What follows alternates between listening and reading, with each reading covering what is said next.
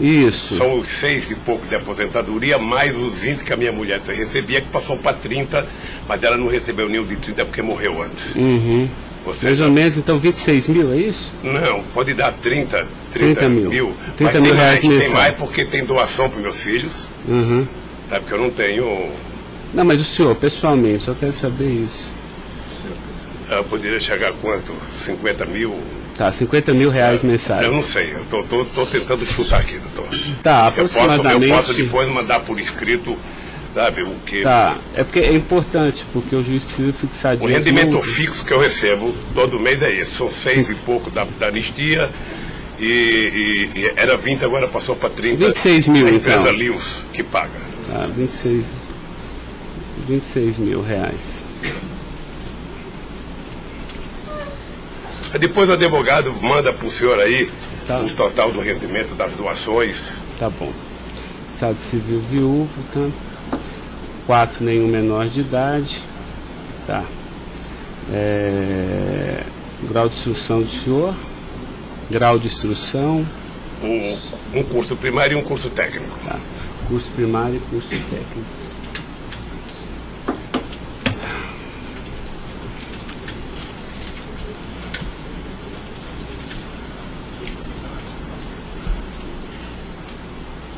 Me dê uma caneta aí, Caio, por favor.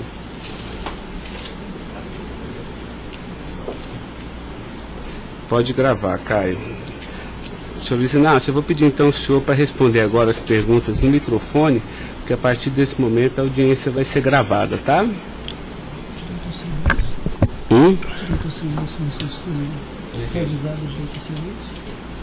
Eu vou avisar ele agora. Vou falar da acusação e vou avisar. Tá? Tá pronto, Caio? Tá. Senhor Luiz Inácio, esse momento é o momento do seu interrogatório, tá? A lei lhe garante o benefício de ficar em silêncio em todas as perguntas que eu lhe fizer, as perguntas feitas pelo membro do Ministério Público, pela defesa dos denunciados, inclusive até pela sua própria defesa, tá?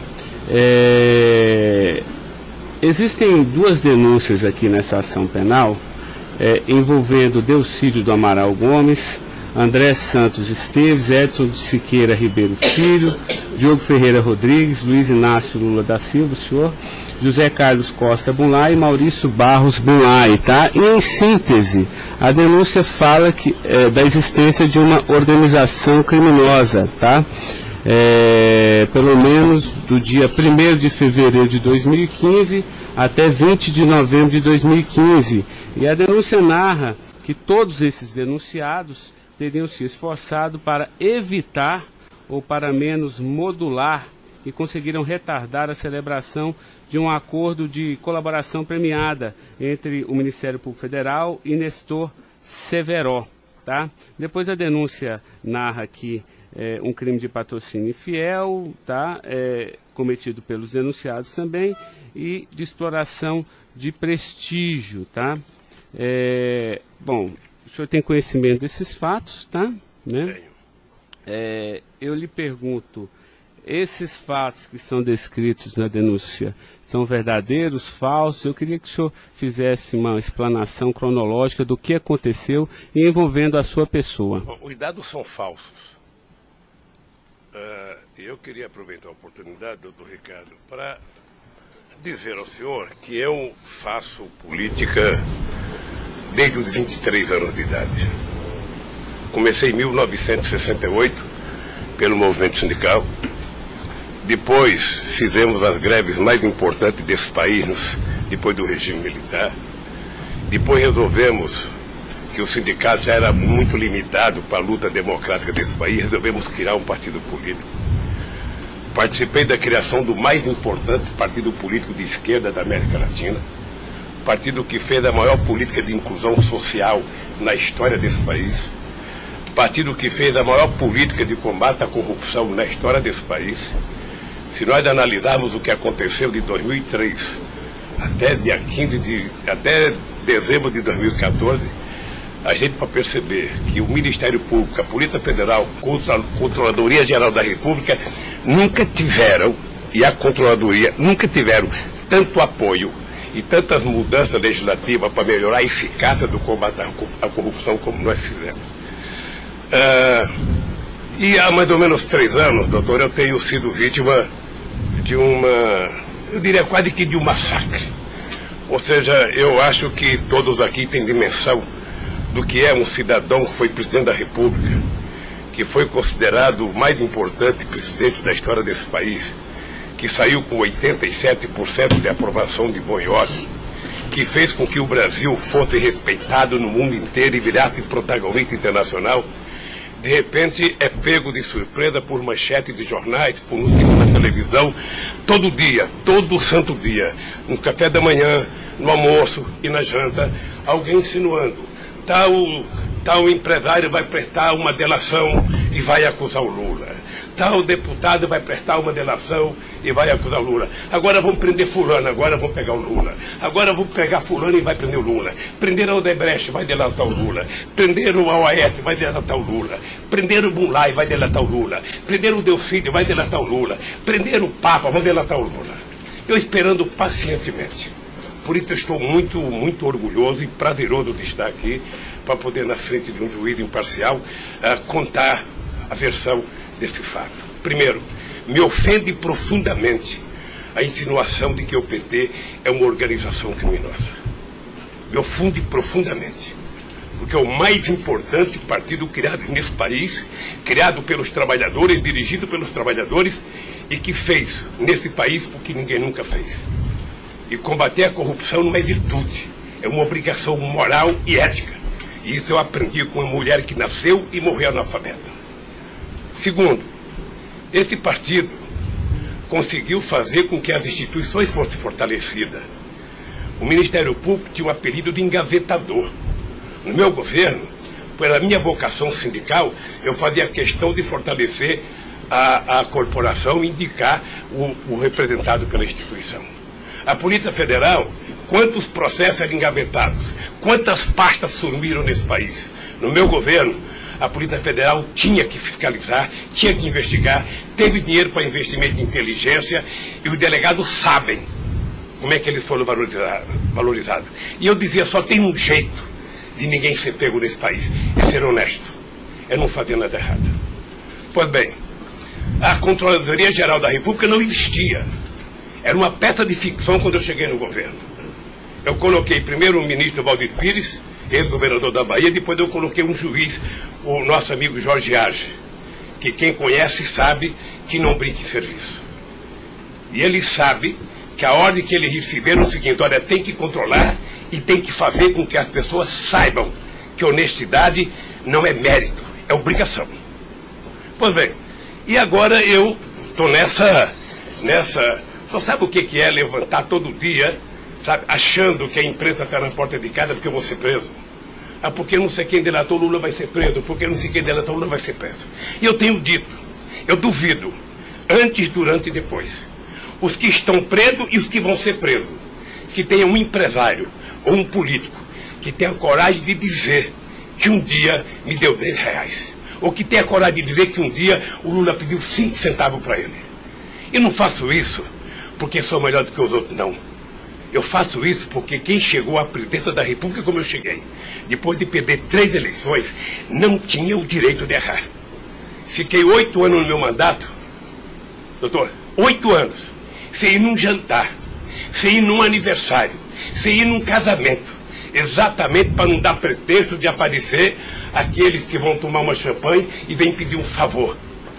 E vem tirar fotografia com o celular para depois explorar essa fotografia. Eu fico orgulhoso de estar prestando depoimento e chateado por uma ilação feita nesse processo contra mim pelo senador Delfídio. Portanto, eu queria lhe dizer que eu estou aqui para responder toda e qualquer pergunta. Se tem um brasileiro nesse momento que quer a verdade e deseja a verdade nesse país, sou eu. Portanto, estou à inteira disposição para responder tudo e a todos do jeito que vocês perguntarem. Tá, adentrando então na peça acusatória, senhor Luiz Inácio, A denúncia narra aqui 7 fatos. Diz aqui que no dia 8/4/2015, o senhor reuniu-se com Delcídio Amaral no Instituto Lula, em São Paulo, e o senhor teria exortado a Delcídio a adoção de medidas para a compra do silêncio de Nestor Severo, de forma a que o Nestor, não celebrasse o acordo de colaboração premiada com o Ministério Público Federal. Vamos por fatos, que eu acho que fica mais fácil, a gente faz o encadeamento temporal aqui da denúncia. Esse fato existiu, Delcídio foi lá, pediu para o senhor, o senhor teria pedido a ele para que ele intervisse e pudesse pelo menos ocultar fatos que pudesse relacionar o senhor José Carlos Bunlai, e ele diz mais, diz até que o senhor também teria pedido a ele, porque o senhor também teria envolvimento aqui com negócios escusos na Petrobras. Doutor, só tem um brasileiro que poderia ter medo de um depoimento do Severo, pela relação que tinha com ele, que é o Delcídio. Eu não tinha relação com o Severo. Portanto, eu não tive nenhuma preocupação com o depoimento de nenhum empresário, de nenhum diretor da Petrobras, porque não tem essa relação com eles. Portanto, o Delcídio contou uma inverdade nesse processo. Mas essa reunião existiu? Deve ter tido muitas reuniões com o Delcídio. Ele era senador da República, era líder do governo, nós conversamos muitas vezes em São Paulo e em Brasília. E com outros deputados. Lá no Instituto Lula. Várias vezes o Delcídio esteve lá. Várias vezes. Ok. Eu iria perguntar por fatos aqui, mas assim, pelo que o senhor está falando, senhor, ele teve lá, o senhor admite que conversou com ele, mas não houve essa conversa para adoção de medidas, o senhor teria pedido para ele, porque o senhor, José Carlos Bunlai é amigo do senhor. Doutor Ricardo, deixa eu dizer uma coisa. Eu não tenho nenhuma razão para ter qualquer problema com o depoimento do Severo. Mas nenhuma razão. Não o conheço, não tive convivência com ele. Portanto, o depoimento do Severo era um problema para o Delcídio e não para mim, que teve uma convivência com ele ainda no governo anterior, antes do meu governo, quando foi diretor de óleo e gás da Petrobras. Não foi comigo. Tá, não surgiu essa conversa, então. Não surgiu, não se tocou. Se o senhor falar da Lava Jato? Doutor, da Lava Jato, hoje no Brasil, a gente fala no café, no almoço, na janta e ainda depois da novela. Mas não Porque só passa isso na televisão. Mas não se tocou no nome do Severo. Não tocou no nome. E muito menos no nome do Bunlai. Sabe, de que foi pedido coisa para o Bunlai? É um absurdo. É um absurdo. Eu não sei o que o Delcídio esperou fazer com isso. Certamente, depois de preso alguns dias, as pessoas começam a encontrar um jeito de sair da cadeia e resolve jogar a culpa em cima dos outros. Como é que o senhor reagiu quando ele foi preso? Eu tive uma reação que eu sei que ele não gostou, quando ele citou que o juiz da primeira corte, do Superior Tribunal, ele tinha conversado com ele. Eu disse, esse cara é um imbecil, tá? Porque mas nem na morte você citaria se você teve ou não uma conversa com a Suprema Corte sobre um processo. Foi essa reação que eu tive e ele me parece que não gostou da minha reação. Eu fiquei sabendo pela boca de alguns advogados que ele ficou muito chateado porque eu disse que ele era um imbecil. Eu não quis ofendê-lo, apenas achei que a atitude foi equivocada. Tá, eu tenho mais alguns questionamentos, mas depois eu faço na medida que os temas forem agitados aqui pelas partes, tá? O Ministério Público tem perguntas, doutor? Bom dia. Acabei não vendo a sua chegada, mas não revelo. Em nenhuma dessas reuniões o Delcídio comentou sobre o receio que ele teria sobre as delações do Severo? Não, ele não comentou, mas era sabido por todo mundo que acompanha todo esse processo da relação histórica do Delcídio com o Severo. Tem até um livro publicado por uma jornalista da revista Veja que mostra claramente a relação do Delcídio com o Severo. Era muito antiga, sabe? No governo passado, no governo anterior ao meu, porque ele chegou, acho que até a ser ministro interino de Minas e Energia. O senhor acredita que a referência ao seu nome tenha sido útil para o Delcídio conseguir a delação premiada? Olha, por tudo que eu vejo todo dia na imprensa, eu acho que tem alguém instigando de falar meu nome. Eu fico sabendo de notícia, não sei se é verdade, nos blogs, nos colunistas, de que todo dia alguém vai para cá depoimento e fala o nome do Lula, cita o nome do Lula, cita o nome do Lula. Eu canso de ouvir isso todo santo dia, sabe? É bem possível que eu vi uma entrevista dele na Globo News que parecia que tinha recebido o prêmio Nobel da delação, a disfarçatez, sabe? Como ele estava se desenvolvendo, eu fui no Roda Viva. Ou seja, depois que fazem a bobagem que fez, se é que fez, ele teria que jogar nas costas de alguém. Primeiro, sabe, a minha relação com o Delcídio era uma relação institucional. E ele sabe disso. Voltando um pouco, o senhor poderia explicar a sua relação com o Bunlai? Veja, eu conheci o Bunlai na campanha de 2000.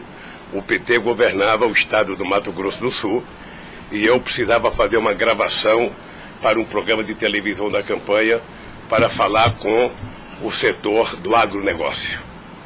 E aí o governador do PT disse que tinha um amigo lá e me levou na fazenda dele, me parece que em Miranda. E eu fui nessa fazenda, uma boa fazenda. Até depois eu fui pescar nessa fazenda, fiquei 4 dias no Rio Miranda, não peguei nenhum peixe. Mas gravei um programa, foi um programa de sucesso. Depois eu ganhei as eleições e depois estabeleci uma relação com o Zé Carlos Bunlai. Qual o conhecimento ou participação que o senhor teve na questão do empréstimo do Banco Chain ao PT que teria sido feito com a intermediação do Bunlai? Eu não, já disse isso, eu não tenho nenhum... Fiquei sabendo de que o Bunlai tinha feito um empréstimo pela imprensa. O senhor teve conhecimento de que para quitar esse empréstimo houve a contratação pela Petrobras da empresa Chain Engenharia na questão Fiquei do sabendo também pela imprensa e me parece que numa pergunta que o Ministério Público já me fez. Após esses fatos, sobre a saída do Cerveró do posto da diretoria da Petrobras, há uma informação na denúncia relativa a divisões de indicações por partido de diretorias na Petrobras. A diretoria de abastecimento seria normalmente indicada pelo PP, diretoria de serviços pelo PT, diretoria nacional pelo PMDB. O senhor tem conhecimento disso? Veja, deixa, doutor Ivan, dizer uma coisa que me parece que está virando costumeiro isso no depoimento, que é a falta de compreensão do que significa um governo de coalizão em qualquer parte do mundo. E parece que tem pessoas com dificuldade de compreender isso. Aliás, no depoimento do presidente Fernando Henrique Cardoso, ele foi muito bem ao explicar o que é um governo de coalizão. Quando você ganha uma eleição, um regime presidencialista de coalizão, você tem que montar o governo. Você precisa construir uma maioria no Congresso Nacional para você poder montar o governo. E você não monta a maioria com quem você quer.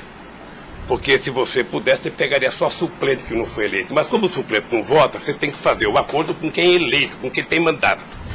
E obviamente que você pode fazer um acordo programático, e nesse acordo programático você pode fazer um acordo de participação no governo. Então os partidos que compõem a base do governo participam do governo, indicam ministros, indicam cargos. Todas as pessoas indicadas são pessoas com mais de 30 anos da Petrobras. Eu já disse no depoimento, sabe, que vocês vão ter que ouvir muita gente, o Conselho Fiscal da Petrobras, o Conselho de Administração da Petrobras, sabe, para saber se havia denúncia de corrupção, porque quando nós indicamos as pessoas e quando os partidos indicam, ou seja, se aparecer alguma denúncia de corrupção e aparecer no GSI, essa pessoa não é indicada. Porque qual é o critério? O partido tem um ministro, o partido tem uma bancada. Essa bancada conversa com o ministro. Se indicar um nome qualquer, esse nome vai para a Casa Civil, da Casa Civil passa para o GSI, que é o Gabinete Institucional, faz um levantamento, eu não sei aonde, sabe? E se não tiver nenhuma denúncia, essa pessoa é mandada para o Conselho de Administração e o Conselho de Administração indica. Não é o presidente da República que indica, é o Conselho de Administração. É assim que funciona em qualquer lugar do mundo. Ex-presidente, mas só uma questão relativa a isso. Existe um vídeo no YouTube em que o senhor está inaugurando uma plataforma que o senhor realmente fala que no seu governo a Petrobras se tornou mais transparente e que o senhor participava mais das decisões da Petrobras. É de uma plataforma em Angra dos Reis, isso foi em 2010. Então, deixa, doutor. Aí eu estou lhe perguntando para o senhor explicar. O senhor se lembra desse discurso? Eu sei que é muita coisa, mas eu estou até com vídeo aqui e eu queria lhe perguntar isso. Senão a gente pode até passar. É que a imprensa dizia que eu vivia fazendo assembleia. Eu fui o presidente que certamente mais visitei a Petrobras.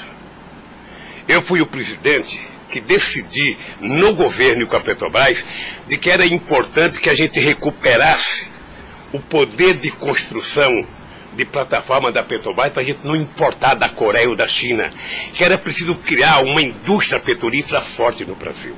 Por isso é que nós aprovamos a Lei de Conteúdo Nacional. 65% de tudo que fosse construído de plataforma sonda teria que ser feita no Brasil, para a gente ter uma política industrial, para a gente definir uma política de engenharia, de ciência e tecnologia, porque o Brasil é um país grande, o Brasil não pode ser um serviçal, o país não é uma republiqueta. Este país poderia produzir e atender toda a América Latina e atender toda a África que margeia o rio chamado Atlântico. Lamentavelmente. Não, mas a pergunta é o seguinte, é porque o senhor falou que realmente no seu governo se participava, o senhor participava mais das decisões. Eu não participava, deixa eu mais falar. das decisões. Se o senhor quiser, a gente pode até ter um vídeo, e eu trouxe aqui aí para o senhor explicar. E Delcy também havia falado isso, que depois do mensalão, o governo federal, a presidência da República, participava mais na Petrobras. Isso ele falou. Deixa eu lhe falar uma coisa, o papel do governo, o governo participa na Petrobras através do Conselho da Petrobras. O Conselho da Petrobras tem vários ministros, tinha ministra de Minas e Energia. Tá? Eu, durante todo o tempo da Petrobras, eu só participei de uma reunião de definição da política estratégica da Petrobras. A discussão de investimento para os próximos 20 anos. Se a gente ia recuperar a indústria naval, se a gente ia recuperar a indústria de sonda, de plataforma, se a gente ia discutir, sabe, exportar, se a gente ia fazer a lei de partilha, se a gente ia fazer com que o petróleo voltasse a ser do povo brasileiro, como nós conseguimos fazer. Nessas decisões estratégicas eu participei de uma reunião. Tá, mas de cargo então não. De cargo não. Porque tem o Fernando Soares que fala que o senhor realmente definia também essas questões. Não definia cargo. Quando havia briga no PMDB, ou quem decidia, se não se decidir, era o senhor que realmente... Deixa eu dizer uma coisa para o senhor. O presidente não indica cargo na Petrobras. O presidente recomenda ao Conselho da Petrobras a indicação de tal pessoa indicada por tal partido político a partir da capacidade técnica das pessoas. É assim que funcionava no governo anterior, é assim que funcionava certamente no governo militar, é assim que deve funcionar hoje. É assim que deve funcionar hoje. Porque a Petrobras é uma empresa de engenharia muito poderosa e você não pode ficar colocando gente que não tem expertise para fazer determinadas coisas. Tá. Mas a expressão foi essa aqui, eu anotei. A gente sabe o que acontece lá dentro. O que o senhor quer rever o discurso? Eu não preciso rever, não. Tá. Assim, porque isso me chamou a atenção. A gente sabe, quer dizer, antigamente era uma caixa preta, foi esse o contexto. E agora a gente sabe o que acontece lá dentro. Quais foram os mecanismos que o senhor tomou, então, para que a Petrobras realmente ficasse mais transparente? A fazer com que o Conselho acompanhasse mais as decisões. Porque como a Petrobras é muito grande, entre uma decisão do Conselho da Petrobras, uma aprovação da diretoria e os acontecimentos nas engenharias da Petrobras, são milhares de pessoas que participam daquilo. É por isso que um dia um presidente chegou a falar que ele é uma caixa preta que ninguém sabe. Então vamos tentar saber, sabe? Fazendo com que as coisas funcionem mais democraticamente. Por exemplo, quando nós descobrimos o pré-sal, nós tivemos uma decisão estratégica do que fazer com o petróleo. O petróleo não é das empresas estrangeiras que vêm aqui comprar gás e óleo, não. O petróleo é nosso. Então eles vão ter que pagar para o governo. É por isso que nós aprovamos 75% do ROT para a educação. É por isso que nós aprovamos a partilha, que é o que incomodou muita gente no mundo, o que incomodou as grandes petroleiras. É esse país que tinha complexo de vira-lata, virar dono do seu nariz. Okay. Eu sei que isso incomodou muita gente. Incomodou muita gente no mundo inteiro. Sabe, e agora estão tentando desmontar.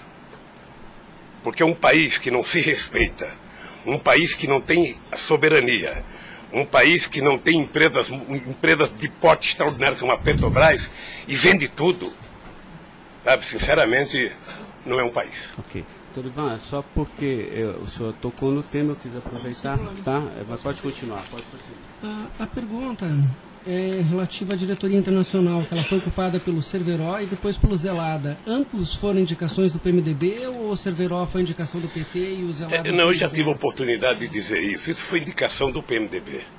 Ambos? Não sei se de todo o PMDB ou da bancada do PMDB de Minas Gerais, que foi indicado o Zelada para diretor internacional da Petrobras.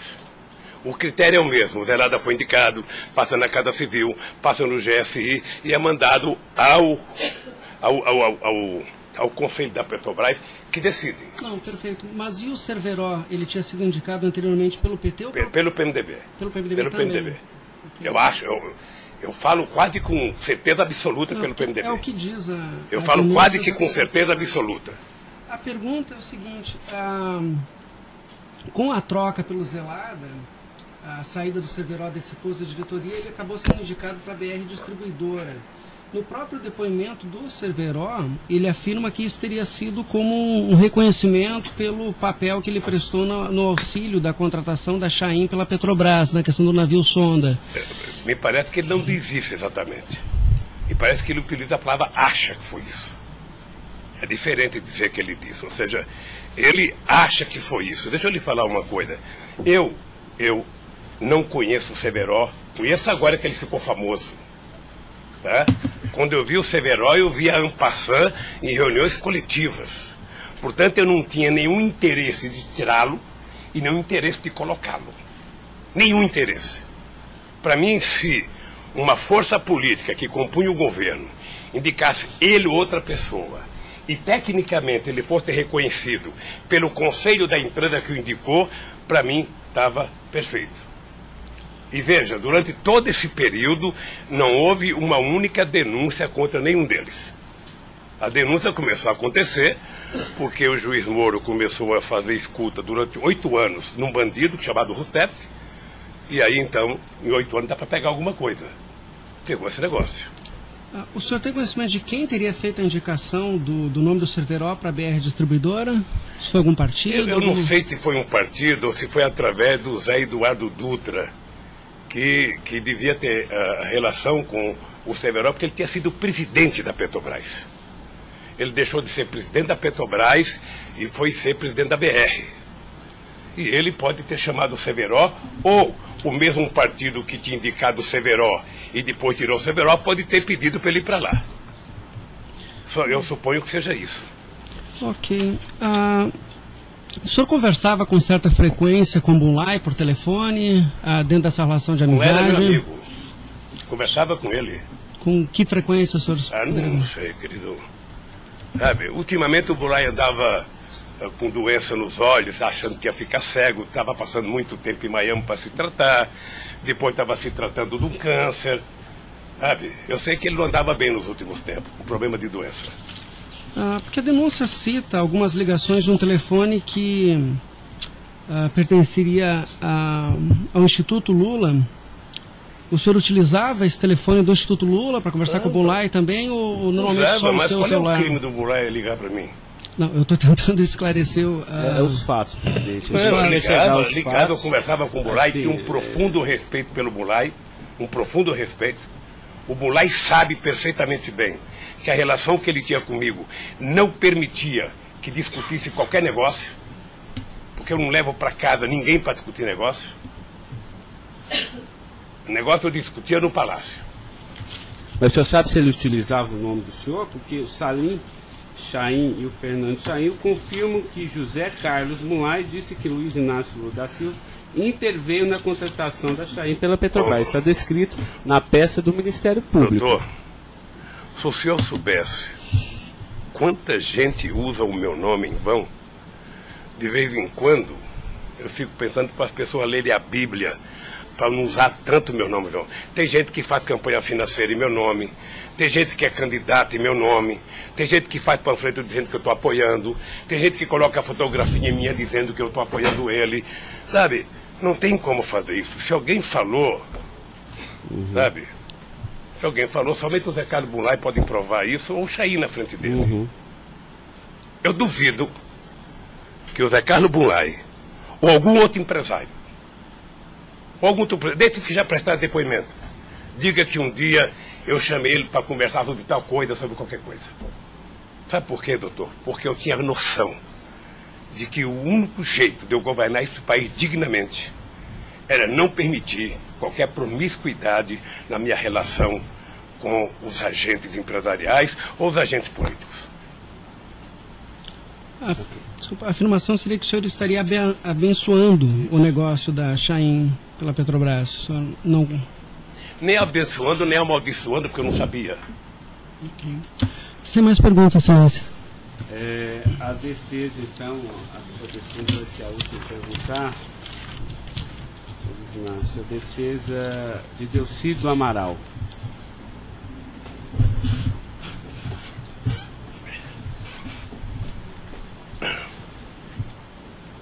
O doutor alguém vai ter que sair para ele perguntar, tá? Da mesa para que...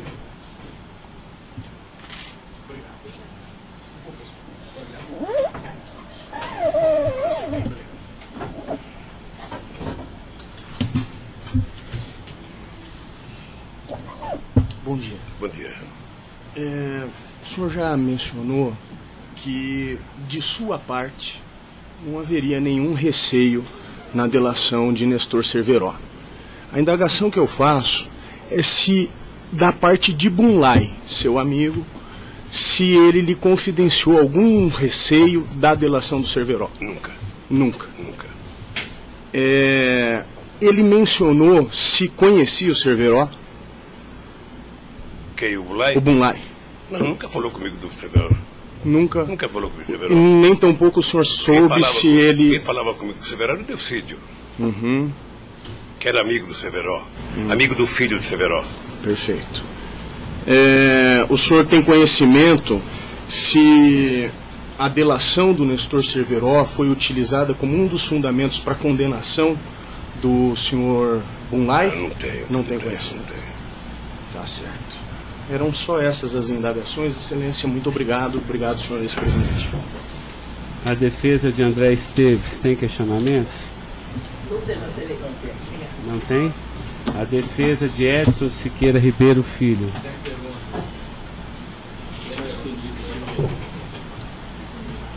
A defesa de Diogo Ferreira Rodrigues.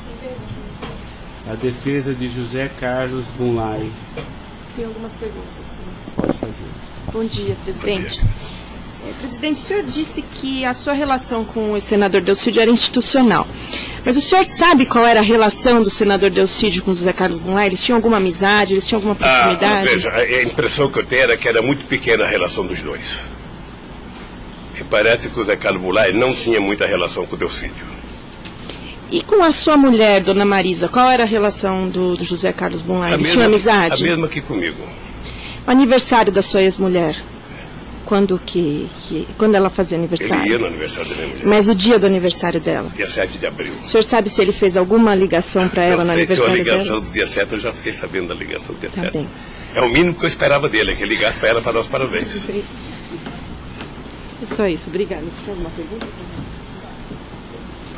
Tá. A defesa de Maurício Bunlai. Sem questionamentos. A defesa de Luiz Inácio Lula da Silva. Sem perguntas, excelência. Tá, só mais uma questão, Luiz Inácio. A denúncia sempre fala do Instituto Lula. Eu queria que o senhor falasse um pouquinho a finalidade do Instituto Lula.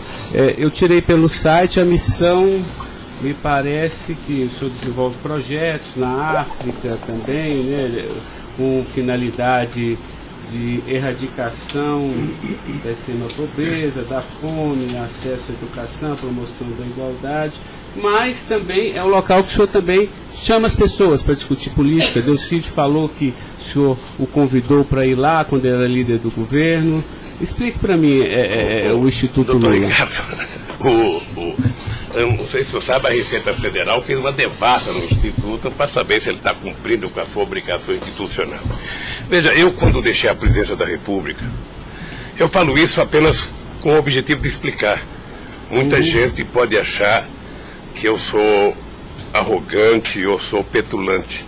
O doutor Ivan, no primeiro depoimento, eu disse isso para ele. Mas isso é crime, viu? Quando eu deixei a presidência da República, por conta do povo brasileiro, eu tinha sido o presidente, quase que o presidente mais importante do mundo nos 10 primeiros anos do século XXI. Esse país virou protagonista internacional. Esse país passou a participar do G8, coisa que nunca participava. Esse país ajudou a construir o G20. Esse país participava do BRICS com muita importância. Esse país participava do IBAS entre Brasil, África do Sul e Índia. Esse Brasil criou a Unasul, criou a CELAC, onde pela primeira vez a gente fazia uma reunião da América Latina sem participação dos Estados americanos. Esse país não deixou a ALCA entrar aqui. Esse país construiu o Conselho Nacional de Defesa para se contrapor à 4ª Frota Americana, depois que nós conseguimos o pré-sal, que eles reinauguraram a 4ª Frota. Nós criamos o Conselho de Defesa. Então, nós fizemos a maior política de inclusão social da história desse país. 36 milhões de pessoas saíram da extrema pobreza e 40 milhões ascenderam à classe média. Isso é uma Argentina, isso é uma Colômbia. A bancarização do povo pobre foi com 70 milhões de pessoas entraram no sistema financeiro. É uma Colômbia e uma Argentina junto. Tudo isso em 12 anos. Olha, eu saí da presidência e eu queria fazer com que a América Latina e a África adotassem as políticas públicas que nós adotamos no Brasil. O programa Luz para Todos. O programa PA, que era a compra de alimento para o pequeno produtor. O Minha Casa Minha Vida. O Bolsa Família. O aumento do salário mínimo. Durante 12 anos, todos os funcionários públicos tiveram aumento nesse país. Houve reajuste de carreira, houve aumento do salário mínimo. Aumentamos as exportações, aumentamos o mercado interno, numa demonstração de que o pobre não era problema. O pobre era a solução. Eu gostava de ir para a África para dizer para os presidentes. Uma vez até fiquei com medo de Angola. Porque eu, depois da minha palestra, eu me dei conta da quantidade de general que tinha lá dentro. E eu falei o seguinte, é preciso diminuir o dinheiro das Forças Armadas e colocar dinheiro para os pobres. Porque o pobre não entra no orçamento. O Poder Judiciário entra, quer ter poder de pressão. Os sindicatos organizados entram. Sabe? Todo mundo entra, o pobre não entra. O pobre está lá desgraçado, abandonado, ninguém olha por ele. Agora, coloque ele no orçamento. Deixa ele começar a ir no shopping. Deixa ele começar a comprar carne, comprar iogurte, comprar meia, comprar sapato. Nesse país ficava incomodado porque pobre comprava dentadura com o dinheiro que a gente dava do Bolsa Família. E eu queria ensinar isso, eu queria ensinar as pessoas a compreenderem que o pobre no Brasil e no mundo seria a solução se a gente desse a ele o mínimo necessário. Foi por isso que eu não quis criar uma ONG. Criei um instituto para poder viajar o mundo tentando mostrar o exemplo do que esse país fez em tão pouco tempo. Mas o que Delcídio, porque ele disse aqui que algumas vezes o senhor chamou ele lá. Em que ele se encaixa aí? É que eu não sabia, doutor. Porque assim, realmente eu entendi, a política está de acordo com o estatuto aqui do Instituto Lula, mas assim, por que o senhor chamou ele lá? Ele falou assim, muitas vezes o presidente Lula, e de vez em quando eu ia como cortesia também. Deixa eu lhe falar, ele foi muitas vezes conversar comigo, ele era líder do governo, como outros senadores foram conversar comigo. Cada vez que o Delcídio ia no hospital, filho libanês, fazer um check-up ou uma consulta, ele falava, presidente, eu estou aqui no Síria, posso passar aí? Passa, meu filho. Mas o senhor não tratava dessas questões do Instituto? Discutia desde Flamengo, a Vasco da Gama, Corinthians, Palmeiras, porque quando duas pessoas se encontram, conversa-se tudo. Mas não era política institucional do Instituto, isso que eu estou perguntando. Não era política institucional do Instituto, é que eu talvez tenha cometido o erro, sabe, que eu deveria ter alugado uma sede do lado. E quando eu discuti esse instituto, ficava numa cadeira, quando eu discutia outra coisa, mudava para outra cadeira. Eu achei desnecessário. Eu achei que a civilização não exigiria essa burocracia toda, porque isso é uma coisa de burocracia. Eu sou o mesmo ser humano, eu sou presidente de honra do PT, eu sou ex-presidente da República, eu era presidente de honra do Instituto. Eu não decidi as coisas pelo Instituto. O Instituto é uma diretoria. Eu apenas estava lá, eu era a figurinha carimbada do Instituto. Era para ele fazer merchandising. Aqui o Lula. Vai conversar com o Bill Clinton, fala com o Lula. Vai conversar com o Tony Blair, fala com o Lula. Vai conversar com o Chirac, fala com o Lula. Vai conversar com o Angela Merkel, fala com o Lula. Sabe, eu tive o prazer, doutor Cláudio, de ser o ex-presidente da República, que em todas as viagens do mundo que eu fiz, depois de deixar a presidência, era recebido pelos presidentes. Esse era o status quo do Brasil. Hoje nós estamos numa situação em que o presidente não tem coragem na Bolívia. Então o país, que era um motivo de orgulho, virou um motivo da tristeza. Pela pequenez que esse país tomou dimensão nos últimos anos. Não, eu não estou emitindo nenhum juízo de valor, mas assim, o que eu quero saber é assim, o senhor também chamava pessoas como o líder do Delcídio para conversar sobre outros assuntos. Chamava dirigente sindical, chamava gente do LGBT, chamava negro, chamava índio, chamava todo mundo. Isso. Ali, eu vou dizer uma coisa, sabe qual é o apelido do Instituto? Sabe? Não sei, nunca fui. Porto Ipiranga. Lamentavelmente é assim. Mas não é por causa do Instituto, é por causa do personagem. Sabe? Então todo mundo fala, tem problema em tal lugar? Porto Ipiranga. Tem problema em tal lugar? Porto Ipiranga. E sabe que eu tenho orgulho disso. Eu tenho muito orgulho de fazer 36 anos que eu deixei o movimento sindical e ainda sou amigo de todos os sindicalistas, de todas as correntes, da Força Sindical à CUT.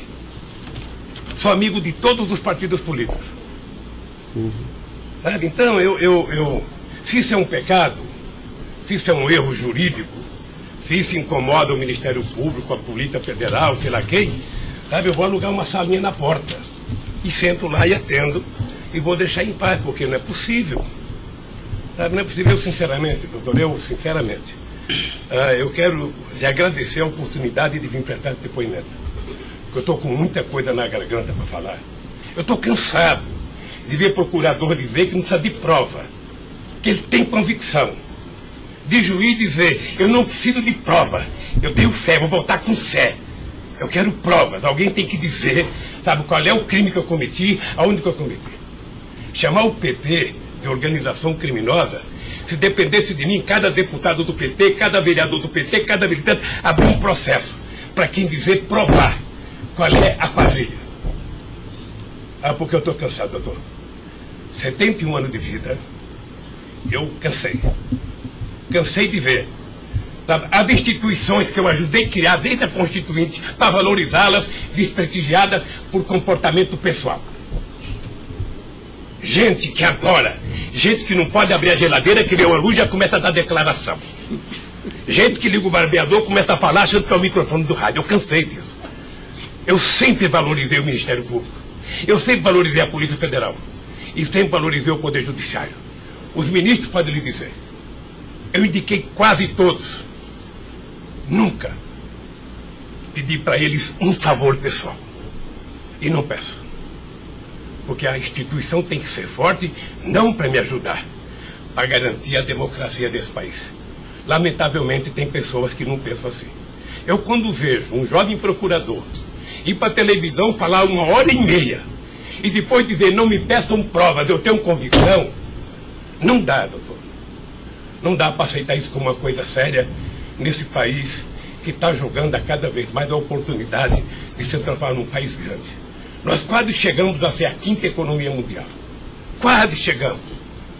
Por mediocridade não chegamos. Então eu lamento profundamente. Eu gostaria que meu depoimento fosse tudo numa semana só. Para mim poder desvendar os mistérios todos. E acabar com essa hipocrisia. Fulano vai prestar depoimento, fulano vai delatar, fulano vai não ter das contas, fulano, e o Lula vai ser citado. Quem sabe está na hora de chamar o dono da Globo, da Record, da Bandeirantes para prestar depoimento para ver se eles me delatam. Porque o que eles dizem que vão me delatar, eu duvido que tenham coragem de me delatar, porque não tem nenhuma prova e nunca conversaram comigo sobre qualquer crime. Doutor, eu aprendi a andar de cabeça erguida. E sabe que custa muito. Para quem nasce na elite, não precisa nada. Mas para quem vem lá de baixo, sabe, não deixar ninguém colocar cangaia no seu pescoço, não é fácil. Esses dias eu sei de uma história, de um depoimento, de um processo que eu abri contra uma jornalista, até vou contar isso que ninguém sabe aqui. E eu acusei uma jornalista que falou, em qualquer país democrático do mundo, ela seria presa, porque ela falou de um presidente da República. E ela foi prestar julgamento. E a advogada, acho que a nossa advogada, me chamou de doutor. Aí o juiz começou a rir. Ah, mas ele não é doutor? Ele não é doutor? Como é que você chama ele de doutor? Não, estou chamando dele de doutor porque ele tem vários diplomas de doutor honoris causa. O juiz deu uma gargalhada e pouco tempo depois inocentou a jornalista. Eu vou recorrer até a Suprema Corte. Aos 71 anos eu não sei quanto tempo de vida que eu tenho, mas eu tenho fé em Deus de ver essa jornalista ser educada. Porque, em nome da liberdade de imprensa, ninguém pode avacalhar a vida dos outros. Ninguém pode. E o que eu estou vendo nesse processo? Tem gente que acha que eu sou contra a Lava Jato. Pelo contrário, eu quero que a Lava Jato vá a fundo para ver se acaba com corrupção. O que eu sou contra é tentar criminalizar a pessoa pela imprensa e não pelos autos do processo. O que eu sou contra é execrar, é condenar. Eu conheço pessoas que, se tivessem liberdade, seriam mortos na rua. Tal é.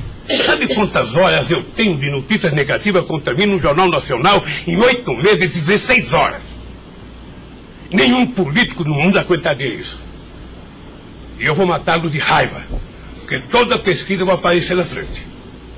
Para eles saberem que nem sempre eles podem brincar com as pessoas. Sabe? Então o juiz, o promotor, o delegado, não tem que ficar fazendo, sabe, pirotecnia com as pessoas. A primeira apura, investigue e condene. Quando condenar, bote na cadeia. E acabou. Sabe, não é tirando fotografia de criança, mostrando casa, mostrando não sei das quantas, inventando mentiras, inventando ilações. Então, eu quero lhe dizer que o senhor está diante de um homem que está disposto a prestar tantos quanto depoimentos for necessário. E quero que todo mundo saiba, se tem um brasileiro que quer a verdade nesse país, sou eu. E não me venham com mentiras ou com ilações. Porque um cidadão que nasce no Nordeste e não morre de fome até os 5 anos de idade, não tem medo de cara feia. Eu quero defender a minha honra, que é o valor mais importante que eu tenho. Então eu quero lhe agradecer esse depoimento e a liberdade de poder dizer essas coisas que eu até agora não tinha falado, mas eu cansei, eu vou falar. Doutor Luiz Inácio, o momento é do senhor, tá? A sua defesa, o senhor tem todo o direito de falar. Só mais uma questão para a gente encerrar, acho que ninguém tem mais questionamentos. O doutor, o presidente do Instituto Lula, na época, em 2015, era o doutor Paulo Camoto. Ele não participava de nenhuma reunião, assim, com o senhor, às vezes, ou participava, ou era bem informal, como o senhor disse? Eu sou um pouco relaxado, sabe? Porque Delcídio disse aqui que as reuniões eram somente ele e o senhor, que as coisas era só... Não ficava ninguém na sala. É isso? O senhor confirma isso? Eu tenho pelo Delcídio, eu não vou levar muito a sério o que ele disse. Tá? Mas deixa eu falar, eu aqui, quando eu era presidente da República, eu brigava com a minha assessoria que achava que eu tinha que ter uma liturgia. A liturgia é importante, presidente. Você não pode andar no corredor abraçando as pessoas. A porta não pode ficar aberta, sabe? Então, no Instituto, sabe, tem hora que a conversa é pessoal, tem hora que entra 10 pessoas, 5 pessoas, 6 pessoas, 4 pessoas. Mas de total transparência, é isso que o senhor quer falar? Quando uma conversa sigilosa, eu faço uma conversa sigilosa, sabe? Ok. Tá bom. Agradeço a presença do senhor para esclarecer os fatos, tá? Ninguém tem mais questionamentos, então está encerrado, tá encerrada a audiência. Na fase do 40... Isso. São os 6 e pouco de aposentadoria, mais os 20 que a minha mulher recebia, que passou para 30, mas ela não recebeu nenhum de 30 porque morreu antes. Uhum. Mais ou menos, então, 26 mil, é isso? Não, pode dar 30 mil. 30 mil reais mensais. Tem mais porque tem doação para meus filhos. Uhum. É porque eu não tenho... Não, mas o senhor, pessoalmente, só quero saber isso. Eu poderia chegar a quanto? 50 mil? Tá, 50 mil reais mensais. Eu não sei, eu tô tentando chutar aqui, doutor. Tá, aproximadamente... Eu posso depois mandar por escrito, sabe, o que... Tá, é porque é importante, porque o juiz precisa fixar... O rendimento fixo que eu recebo todo mês é esse, são 6 e pouco da anistia, e era 20, agora passou para 30. 26 mil, a então. empresa Lins que paga. Tá, 26 mil reais. Depois o advogado manda para o senhor aí Tá. o total do rendimento das doações. Tá bom. Estado civil viúvo, tá? 4, nenhum menor de idade. Tá. Grau de instrução do senhor. Grau de instrução. Um curso primário e um curso técnico. Tá. Curso primário e curso técnico.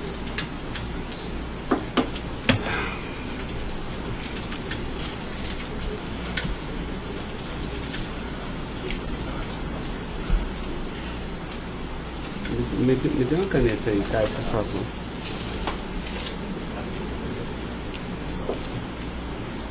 Pode gravar, Caio.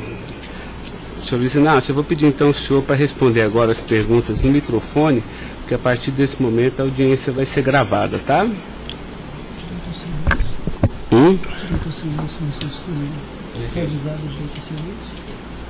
Eu vou avisar ele agora. Vou falar da acusação e vou avisar. Tá? Tá pronto, Caio? Tá. Senhor Luiz Inácio, esse momento é o momento do seu interrogatório, tá? A lei lhe garante o benefício de ficar em silêncio em todas as perguntas que eu lhe fizer, as perguntas feitas pelo membro do Ministério Público, pela defesa dos denunciados, inclusive até pela sua própria defesa, tá? Existem duas denúncias aqui nessa ação penal, envolvendo Delcídio do Amaral Gomes, André Santos Esteves, Edson de Siqueira Ribeiro Filho, Diogo Ferreira Rodrigues, Luiz Inácio Lula da Silva, senhor, José Carlos Costa Bunlai e Maurício Barros Bunlai, tá? E em síntese, a denúncia fala da existência de uma organização criminosa, tá? Pelo menos do dia 1º de fevereiro de 2015 até 20 de novembro de 2015. E a denúncia narra que todos esses denunciados teriam se esforçado para evitar ou para menos modular e conseguiram retardar a celebração de um acordo de colaboração premiada entre o Ministério Público Federal e Nestor Severo, tá? Depois a denúncia narra que um crime de patrocínio infiel, tá? Cometido pelos denunciados também, e de exploração de prestígio, tá? Bom, o senhor tem conhecimento desses fatos, tá? Né?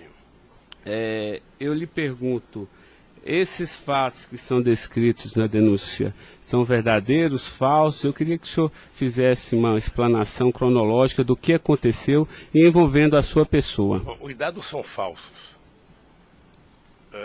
Eu queria aproveitar a oportunidade, doutor Ricardo, para dizer ao senhor que eu faço política desde os 23 anos de idade. Comecei em 1968 pelo movimento sindical. Depois fizemos as greves mais importantes desse país, depois do regime militar.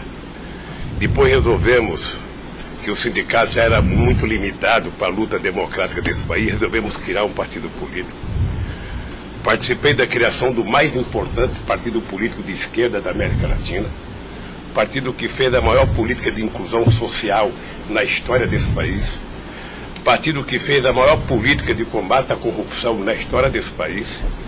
Se nós analisarmos o que aconteceu de 2003 até dezembro de 2014, a gente vai perceber que o Ministério Público, a Polícia Federal, a Controladoria Geral da República nunca tiveram, e a Controladoria nunca tiveram tanto apoio e tantas mudanças legislativas para melhorar a eficácia do combate à corrupção como nós fizemos. E há mais ou menos 3 anos, doutor, eu tenho sido vítima de eu diria quase que de um massacre. Ou seja, eu acho que todos aqui têm dimensão do que é um cidadão que foi presidente da República, que foi considerado o mais importante presidente da história desse país, que saiu com 87% de aprovação de bom e ordem, que fez com que o Brasil fosse respeitado no mundo inteiro e virasse protagonista internacional. De repente é pego de surpresa por manchete de jornais, por notícias na televisão, todo dia, todo santo dia, no café da manhã, no almoço e na janta, alguém insinuando, tal tal empresário vai prestar uma delação e vai acusar o Lula. Tal deputado vai prestar uma delação e vai acusar o Lula. Agora vão prender fulano, agora vão pegar o Lula. Agora vão pegar fulano e vai prender o Lula. Prenderam o Odebrecht, vai delatar o Lula. Prenderam o Aoeste, vai delatar o Lula. Prenderam o Bunlai, vai delatar o Lula. Prenderam o Delcídio, vai delatar o Lula. Prenderam o Papa, vai delatar o Lula. Eu esperando pacientemente. Por isso eu estou muito, muito orgulhoso e prazeroso de estar aqui para poder, na frente de um juiz imparcial, contar a versão desse fato. Primeiro, me ofende profundamente a insinuação de que o PT é uma organização criminosa. Me ofende profundamente, porque é o mais importante partido criado nesse país, criado pelos trabalhadores, dirigido pelos trabalhadores, e que fez nesse país o que ninguém nunca fez. E combater a corrupção não é virtude, é uma obrigação moral e ética. E isso eu aprendi com uma mulher que nasceu e morreu analfabeta. Segundo, esse partido conseguiu fazer com que as instituições fossem fortalecidas. O Ministério Público tinha um apelido de engavetador. No meu governo, pela minha vocação sindical, eu fazia questão de fortalecer a corporação e indicar o representado pela instituição. A Polícia Federal, quantos processos eram engavetados, quantas pastas sumiram nesse país. No meu governo, a Polícia Federal tinha que fiscalizar, tinha que investigar, teve dinheiro para investimento em inteligência e os delegados sabem como é que eles foram valorizados. E eu dizia, só tem um jeito de ninguém ser pego nesse país, é ser honesto, é não fazer nada errado. Pois bem, a Controladoria Geral da República não existia. Era uma peça de ficção quando eu cheguei no governo. Eu coloquei primeiro o ministro Valdir Pires, ex-governador da Bahia, depois eu coloquei um juiz, o nosso amigo Jorge Arge, que quem conhece sabe que não brinca em serviço. E ele sabe que a ordem que ele receberam é o seguinte, olha, tem que controlar e tem que fazer com que as pessoas saibam que honestidade não é mérito, é obrigação.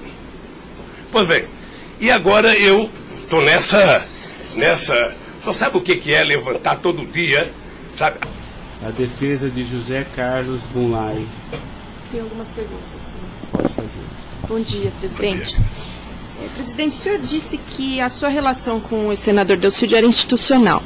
Mas o senhor sabe qual era a relação do senador Delcídio com o José Carlos Bunlai? Eles tinham alguma amizade? Eles tinham alguma proximidade? Veja, a impressão que eu tenho era que era muito pequena a relação dos dois.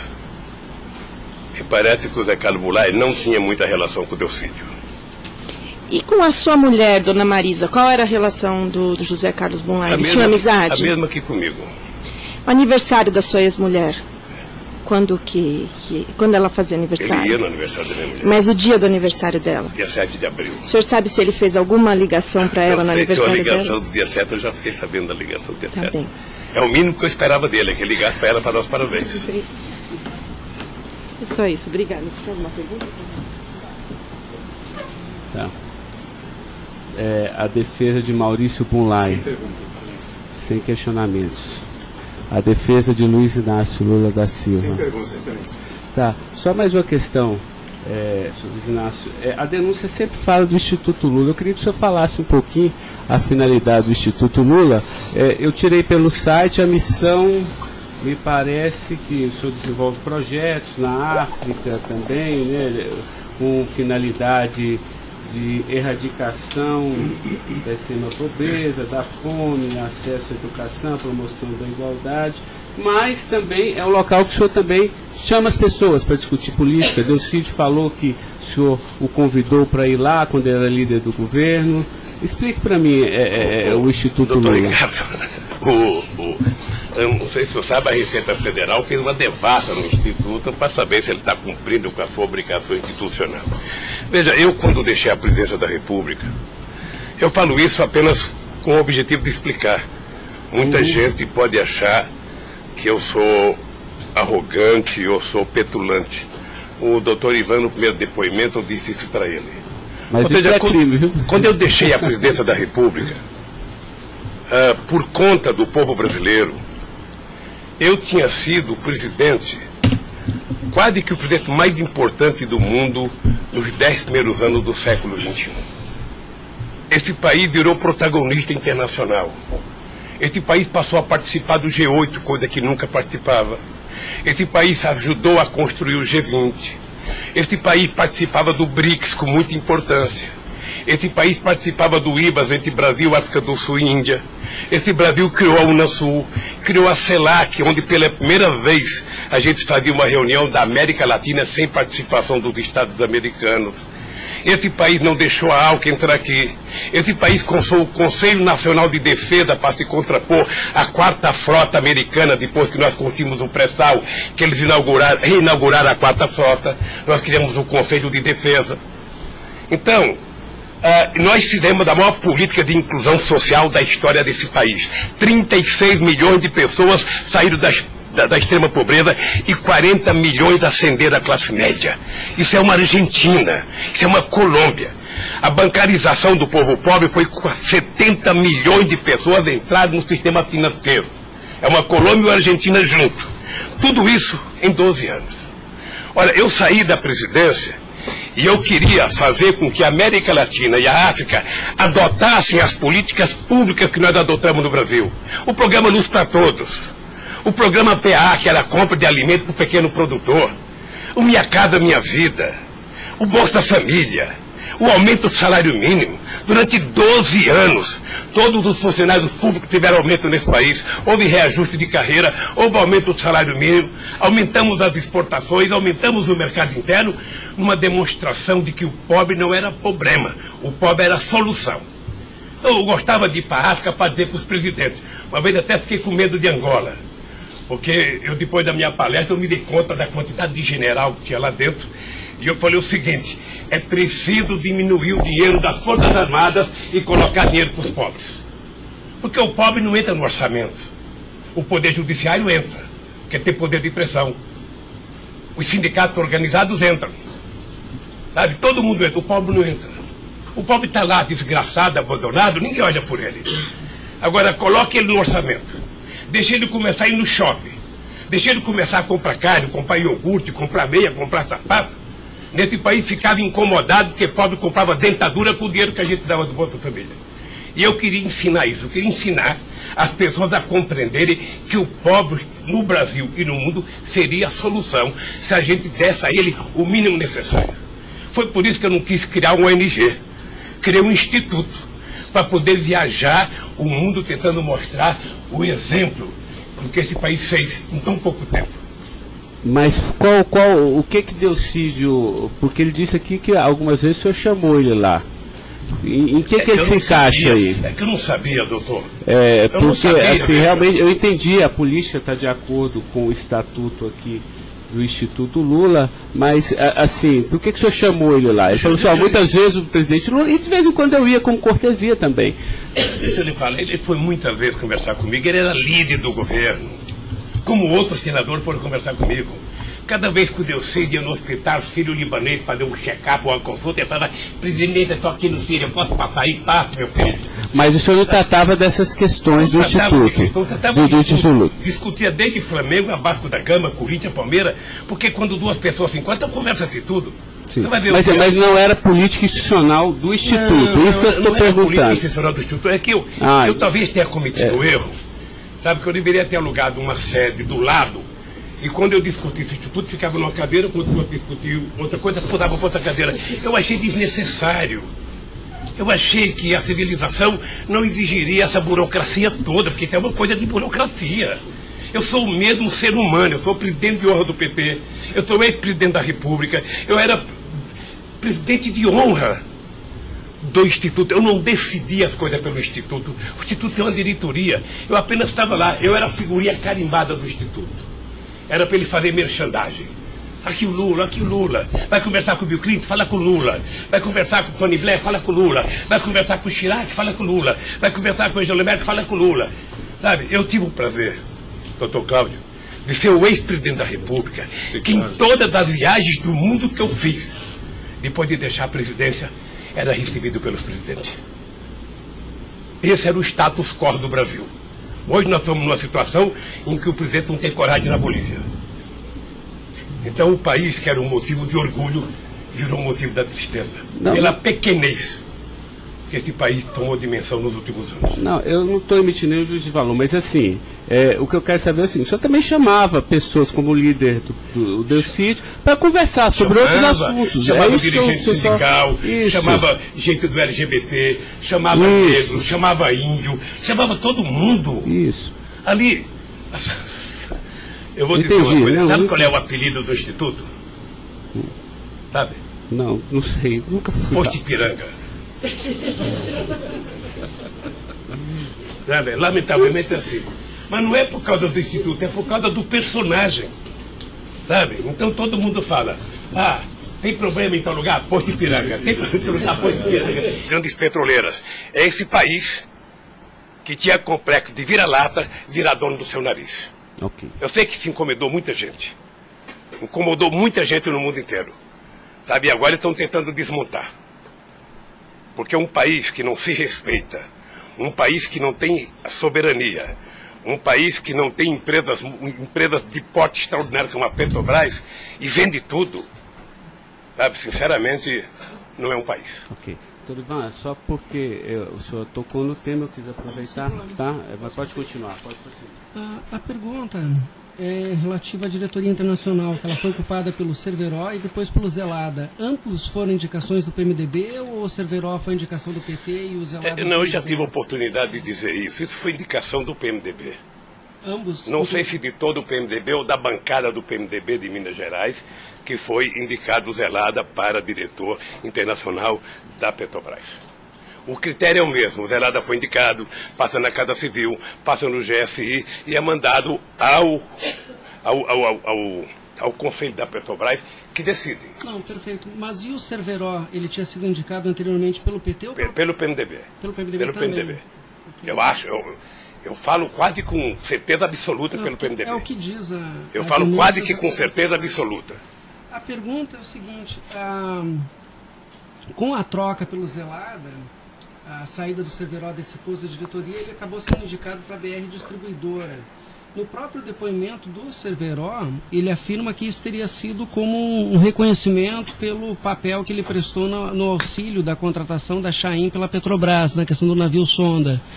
Me parece que ele não diz isso exatamente. Me parece que ele utiliza a palavra acha que foi isso.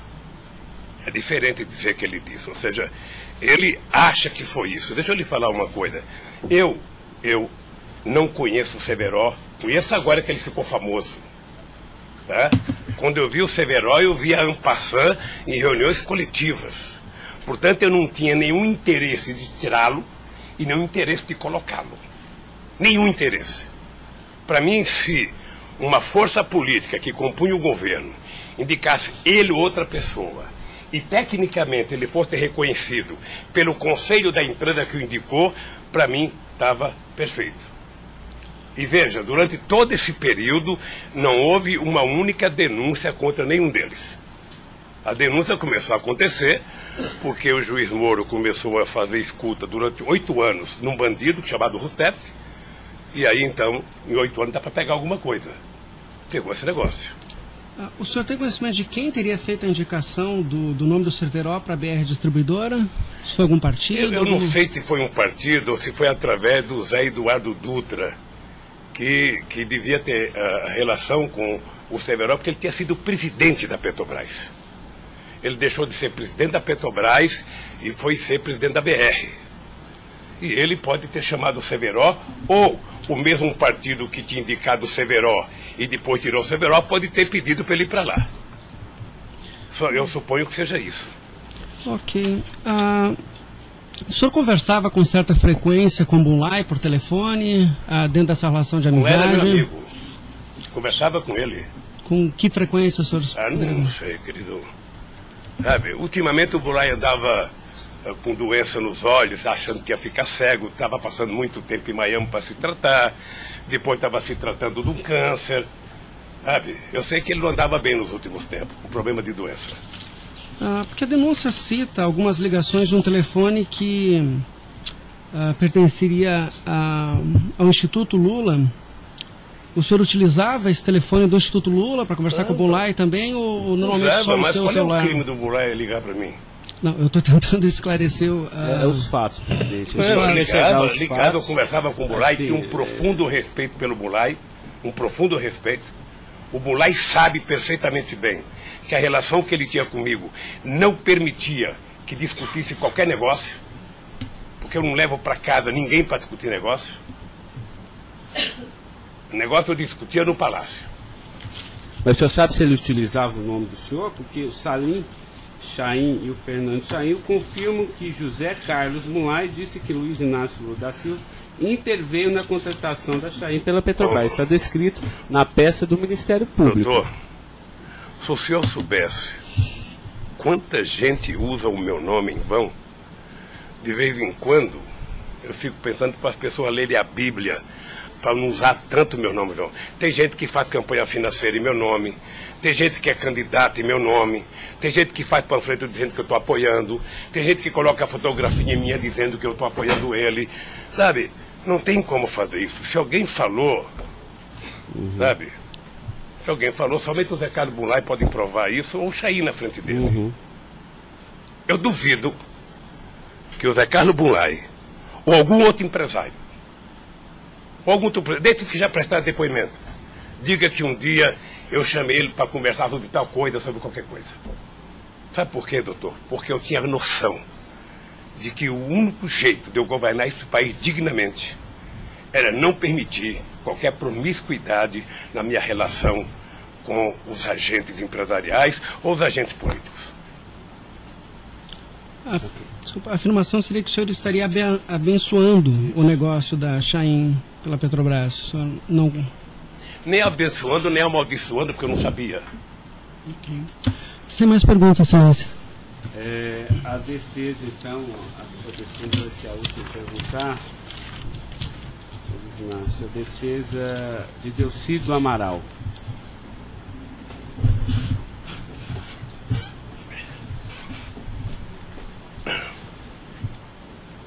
O doutor vai ter que, alguém vai ter que sair para ele perguntar, tá? Da mesa para que...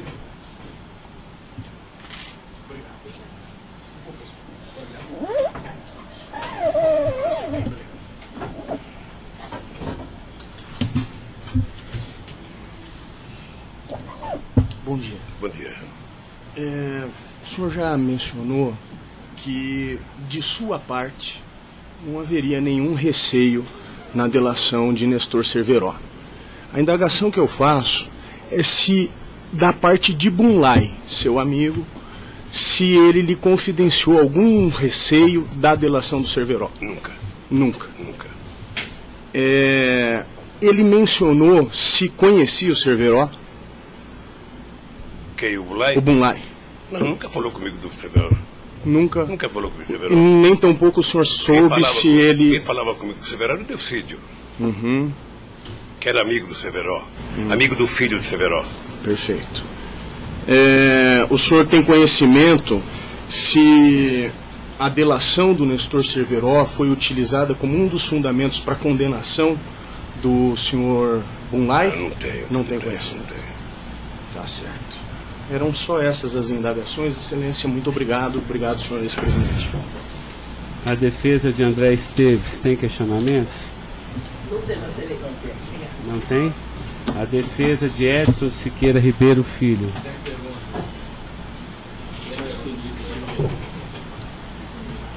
A defesa de Diogo Ferreira Rodrigues. Achando que a imprensa está na porta de casa porque eu vou ser preso. Porque não sei quem delatou Lula vai ser preso, porque não sei quem delatou Lula vai ser preso. E eu tenho dito, eu duvido, antes, durante e depois, os que estão presos e os que vão ser presos, que tenha um empresário ou um político que tenha coragem de dizer que um dia me deu R$10, ou que tenha coragem de dizer que um dia o Lula pediu 5 centavos para ele. Eu não faço isso porque sou melhor do que os outros, não. Eu faço isso porque quem chegou à presidência da República como eu cheguei, depois de perder 3 eleições, não tinha o direito de errar. Fiquei 8 anos no meu mandato, doutor, 8 anos, sem ir num jantar, sem ir num aniversário, sem ir num casamento, exatamente para não dar pretexto de aparecer aqueles que vão tomar uma champanhe e vêm pedir um favor. e vem tirar fotografia com o celular para depois explorar essa fotografia. Eu fico orgulhoso de estar prestando depoimento e chateado por uma ilação feita nesse processo contra mim pelo senador Delcídio. Portanto, eu queria lhe dizer que eu estou aqui para responder toda e qualquer pergunta. Se tem um brasileiro nesse momento que quer a verdade e deseja a verdade nesse país, sou eu. Portanto, estou à inteira disposição para responder tudo e a todos do jeito que vocês perguntarem. Tá, adentrando então na peça acusatória, senhor Luiz Inácio, a denúncia narra aqui 7 fatos. Diz aqui que no dia 8/4/2015, o senhor reuniu-se com o Delcídio Amaral no Instituto Lula, em São Paulo, e o senhor teria exortado a Delcídio a adoção de medidas para a compra do silêncio de Nestor Severo, de forma a que o Nestor, não celebrasse o acordo de colaboração premiada com o Ministério Público Federal. Vamos por fatos, que eu acho que fica mais fácil, a gente faz o encadeamento temporal aqui da denúncia. Esse fato existiu, Delcídio foi lá, pediu para o senhor, o senhor teria pedido a ele para que ele intervisse e pudesse pelo menos ocultar fatos que pudesse relacionar o senhor José Carlos Bunlai, e ele diz mais, diz até que o senhor também teria pedido a ele, porque o senhor também teria envolvimento aqui com negócios escusos na Petrobras. Doutor, só tem um brasileiro que poderia ter medo de um depoimento do Severo, pela relação que tinha com ele, que é o Delcídio. Eu não tinha relação com o Severo. Portanto, eu não tive nenhuma preocupação com o depoimento de nenhum empresário, de nenhum diretor da Petrobras, porque não tem essa relação com eles. Portanto, o Delcídio contou uma inverdade nesse processo. Mas essa reunião existiu? Deve ter tido muitas reuniões com o Delcídio. Ele era senador da República, era líder do governo, nós conversamos muitas vezes em São Paulo e em Brasília. E com outros deputados. Lá no Instituto Lula? Várias vezes o Delcídio esteve lá. Várias vezes. Ok. Eu iria perguntar por fatos aqui, mas assim, pelo que o senhor está falando, senhor, ele esteve lá, o senhor admite que conversou com ele, mas não houve essa conversa para adoção de medidas, o senhor teria pedido para ele, porque o senhor, José Carlos Bunlai é amigo do senhor. Doutor Ricardo, deixa eu dizer uma coisa. Eu não tenho nenhuma razão para ter qualquer problema com o depoimento do Severo. Mas nenhuma razão. Não o conheço, não tive convivência com ele. Portanto, o depoimento do Severo era um problema para o Delcídio e não para mim, que teve uma convivência com ele ainda no governo anterior, antes do meu governo, quando foi diretor de óleo e gás da Petrobras. Não foi comigo. Tá, não surgiu essa conversa, então. Não surgiu, não se tocou. Se o senhor falar da Lava Jato? Doutor, da Lava Jato, hoje no Brasil, a gente fala no café, no almoço, na janta e ainda depois da novela. Mas não porque só passa isso na televisão. Mas não se tocou no nome do Severo. Não tocou, não. E muito menos no nome do Bunlai. Sabe, de que foi pedido coisa para o Bunlai? É um absurdo. É um absurdo. Eu não sei o que o Delcídio esperou fazer com isso. Certamente, depois de preso alguns dias, as pessoas começam a encontrar um jeito de sair da cadeia e resolve jogar a culpa em cima dos outros. Como é que o senhor reagiu quando ele foi preso? Eu tive uma reação que eu sei que ele não gostou, quando ele citou que o juiz da primeira corte, do Superior Tribunal, ele tinha conversado com ele. Eu disse, esse cara é um imbecil, né? Porque mas nem na morte você citaria se você teve ou não uma conversa com a Suprema Corte, houve um processo. Foi essa reação que eu tive e ele me parece que não gostou da minha reação. Eu fiquei sabendo pela boca de alguns advogados que ele ficou muito chateado porque eu disse que ele era um imbecil. Eu não quis ofendê-lo, apenas achei que a atitude foi equivocada. Tá, eu tenho mais alguns questionamentos, mas depois eu faço na medida que os temas forem agitados aqui pelas partes, tá? O Ministério Público tem perguntas, doutor? Bom dia. Acabei não vendo a sua chegada, mas não revelo. Em nenhuma dessas reuniões o Delcídio comentou sobre o receio que ele teria sobre as delações do Cerveró? Não, ele não comentou, mas era sabido por todo mundo que acompanha todo esse processo da relação histórica do Delcídio com o Cerveró. Tem até um livro publicado por uma jornalista da revista Veja que mostra claramente a relação do Delcídio com o Cerveró. Era muito antiga, sabe? No governo passado, no governo anterior ao meu, porque ele chegou, acho que até a ser ministro interino de Minas e Energia. O senhor acredita que a referência ao seu nome tenha sido útil para o Delcídio conseguir a delação premiada? Olha, por tudo que eu vejo todo dia na imprensa, eu acho que tem alguém instigando de falar meu nome. Eu fico sabendo de notícia, não sei se é verdade, nos blogs, nos colunistas, de que todo dia alguém vai prestar depoimento e fala o nome do Lula, cita o nome do Lula, cita o nome do Lula. Eu canso de ouvir isso todo santo dia, sabe? É bem possível que eu vi uma entrevista dele na Globo News que parecia que tinha recebido o prêmio Nobel da delação, a disfarçatez, sabe? Como ele estava se desenvolvendo, eu fui no Roda Viva. Ou seja, depois que fazem a bobagem que fez, se é que fez, ele teria que jogar nas costas de alguém. Primeiro, sabe, a minha relação com o Delcídio era uma relação institucional. E ele sabe disso. Voltando um pouco, o senhor poderia explicar a sua relação com o Bunlai? Veja, eu conheci o Bunlai na campanha de 2000. O PT governava o estado do Mato Grosso do Sul. E eu precisava fazer uma gravação para um programa de televisão da campanha para falar com o setor do agronegócio. E aí o governador do PT disse que tinha um amigo lá e me levou na fazenda dele, me parece que em Miranda. E eu fui nessa fazenda, uma boa fazenda. Até depois eu fui pescar nessa fazenda, fiquei 4 dias no Rio Miranda, não peguei nenhum peixe. Mas gravei um programa, foi um programa de sucesso. Depois eu ganhei as eleições e depois estabeleci uma relação com o Zé Carlos Bunlai. Qual o conhecimento ou participação que o senhor teve na questão do empréstimo do Banco Chain ao PT que teria sido feito com a intermediação do Bunlai? Eu não, já disse isso, eu não tenho nenhum... Fiquei sabendo de que o Bunlai tinha feito o empréstimo pela imprensa. O senhor teve conhecimento de que para quitar esse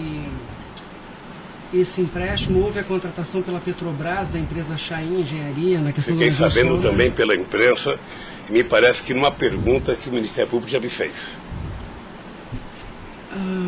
Após esses fatos, sobre a saída do Cerveró do posto da diretoria da Petrobras, há uma informação na denúncia relativa a divisões de indicações por partido de diretorias na Petrobras. Diretoria de abastecimento seria normalmente indicada pelo PP, diretoria de serviços pelo PT, diretoria nacional pelo PMDB. O senhor tem conhecimento disso? Veja, deixa, doutor Ivan, dizer uma coisa que me parece que está virando costumeiro isso no depoimento, que é a falta de compreensão do que significa um governo de coalizão em qualquer parte do mundo. E parece que tem pessoas com dificuldade de compreender isso. Aliás, no depoimento do presidente Fernando Henrique Cardoso, ele foi muito bem ao explicar o que é um governo de coalizão. Quando você ganha uma eleição, um regime presidencialista de coalizão, você tem que montar o governo. Você precisa construir uma maioria no Congresso Nacional para você poder montar o governo. E você não monta a maioria com quem você quer. Porque se você pudesse, você pegaria só suplente que não foi eleito. Mas como o suplente não vota, você tem que fazer o acordo com quem é eleito, com quem tem mandato. E obviamente que você pode fazer um acordo programático, e nesse acordo programático você pode fazer um acordo de participação no governo. Então os partidos que compõem a base do governo participam do governo, indicam ministros, indicam cargos. Todas as pessoas indicadas são pessoas com mais de 30 anos da Petrobras. Eu já disse no depoimento. sabe, que vocês vão ter que ouvir muita gente, o Conselho Fiscal da Petrobras, o Conselho de Administração da Petrobras, sabe, para saber se havia denúncia de corrupção, porque quando nós indicamos as pessoas e quando os partidos indicam, ou seja, se aparecer alguma denúncia de corrupção e aparecer no GSI, essa pessoa não é indicada. Porque qual é o critério? O partido tem um ministro, o partido tem uma bancada. Essa bancada conversa com o ministro. Se indicar um nome qualquer, esse nome vai para a Casa Civil, da Casa Civil passa para o GSI, que é o Gabinete Institucional, faz um levantamento, eu não sei aonde, sabe? E se não tiver nenhuma denúncia, essa pessoa é mandada para o Conselho de Administração e o Conselho de Administração indica. Não é o presidente da República que indica, é o Conselho de Administração. É assim que funciona em qualquer lugar do mundo. Ex-presidente, mas só uma questão relativa a isso. Existe um vídeo no YouTube em que o senhor está inaugurando uma plataforma que o senhor realmente fala que no seu governo a Petrobras se tornou mais transparente e que o senhor participava mais das decisões da Petrobras. É de uma plataforma em Angra dos Reis, isso foi em 2010. Então, deixa, né? doutor. Aí eu estou lhe perguntando para o senhor explicar. O senhor se lembra desse discurso? Eu sei que é muita coisa, mas eu estou até com o vídeo aqui e eu queria lhe perguntar isso. Senão a gente pode até passar. É que a imprensa dizia que eu vivia fazendo assembleia. Eu fui o presidente que certamente mais visitei a Petrobras. Eu fui o presidente que decidi no governo e com a Petrobras de que era importante que a gente recuperasse o poder de construção de plataforma da Petrobras para a gente não importar da Coreia ou da China, que era preciso criar uma indústria petrolífera forte no Brasil. Por isso é que nós aprovamos a Lei de Conteúdo Nacional. 65% de tudo que fosse construído de plataforma ozona teria que ser feita no Brasil, para a gente ter uma política industrial, para a gente definir uma política de engenharia, de ciência e tecnologia, porque o Brasil é um país grande, o Brasil não pode ser um serviçal, o país não é uma republiqueta. Este país poderia produzir e atender toda a América Latina e atender toda a África que margeia o rio chamado Atlântico. Lamentavelmente. Não, mas a pergunta é o seguinte, é porque o senhor falou que realmente no seu governo se participava, o senhor participava mais das decisões. Eu não participava, deixa eu mais falar. das decisões. Se o senhor quiser, a gente pode até ter um vídeo, e eu trouxe aqui aí para o senhor explicar. E Delcy também havia falado isso, que depois do mensalão, o governo federal, a presidência da República, participava mais na Petrobras. Isso ele falou. Deixa eu lhe falar uma coisa, o papel do governo, o governo participa na Petrobras através do Conselho da Petrobras. O Conselho da Petrobras tem vários ministros, tinha ministra de Minas e Energia. Tá? Eu, durante todo o tempo da Petrobras, eu só participei de uma reunião de definição da política estratégica da Petrobras. A discussão de investimento para os próximos 20 anos. Se a gente ia recuperar a indústria naval, se a gente ia recuperar a indústria de sonda, de plataforma, se a gente ia discutir, sabe, exportar, se a gente ia fazer a lei de partilha, se a gente ia fazer com que o petróleo voltasse a ser do povo brasileiro, como nós conseguimos fazer. Nessas decisões estratégicas eu participei de uma reunião. Tá, mas de cargo então não. De cargo não. Porque tem o Fernando Soares que fala que o senhor realmente definia também essas questões. Não definia cargo. Quando havia briga no PMDB, ou não. Quem decidia, se não se decidir, era o senhor que realmente... Deixa eu lhe dizer uma coisa para o senhor. O presidente não indica cargo na Petrobras. O presidente recomenda ao Conselho da Petrobras a indicação de tal pessoa indicada por tal partido político a partir da capacidade técnica das pessoas. É assim que funcionava no governo anterior, é assim que funcionava certamente no governo militar, é assim que deve funcionar hoje. É assim que deve funcionar hoje. Porque a Petrobras é uma empresa de engenharia muito poderosa e você não pode ficar colocando gente que não tem expertise para fazer determinadas coisas. Tá. Mas a expressão foi essa aqui, eu anotei. A gente sabe o que acontece lá dentro. O que o senhor quer rever o discurso? Eu não preciso rever, não. Tá. Assim, porque isso me chamou a atenção. A gente sabe, quer dizer, antigamente era uma caixa preta, foi esse o contexto. E agora a gente sabe o que acontece lá dentro. Quais foram os mecanismos que o senhor tomou, então, para que a Petrobras realmente ficasse mais transparente? A fazer com que o Conselho acompanhasse mais as decisões. Porque como a Petrobras é muito grande, entre uma decisão do Conselho da Petrobras, uma aprovação da diretoria e os acontecimentos nas engenharias da Petrobras, são milhares de pessoas que participam daquilo. É por isso que um dia um presidente chegou a falar que ele é uma caixa preta que ninguém sabe. Então vamos tentar saber, sabe? Fazendo com que as coisas funcionem mais democraticamente. Por exemplo, quando nós descobrimos o pré-sal, nós tivemos uma decisão estratégica do que fazer com o petróleo. O petróleo não é das empresas estrangeiras que vêm aqui comprar gás e óleo, não. O petróleo é nosso. Então eles vão ter que pagar para o governo. É por isso que nós aprovamos 75% do ROT para a educação. É por isso que nós aprovamos a partilha, que é o que incomodou muita gente no mundo, o que incomodou as